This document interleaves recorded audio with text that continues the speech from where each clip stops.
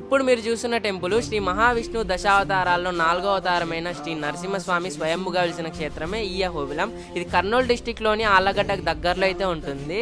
ఇది నల్లమల ఫారెస్ట్ లో స్వయంభుగా వెలిసిన 3 పుణ్యక్షేత్రాల్లో ఈ అహోబిలం కూడా ఒకటి. 3 యుగాల ముందు అంటే సత్యయుగంలో ప్రహ్లాదుని కాపాడడం కోసం శ్రీ మహావిష్ణువు నరసింహస్వామి అవతారమై ఇక్కడైతే ఉద్భవించేసేసి హిరణ్యకశిపుని చంపేసేశాడు. అలా చంపేసిన తర్వాత ఒక ప్లేస్ లో చేతులైతే కడుగున్నాడు.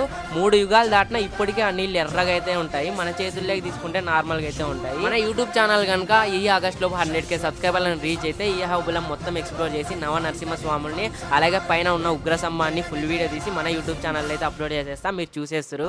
అండ్ ఈ అహోబిలానికి కనుక మీరు ఇస్తే ₹1 కూడా డబ్బులు ఇచ్చి బయట హోటల్లో ఫుడ్ తినాల్సిన అవసరం లేదు.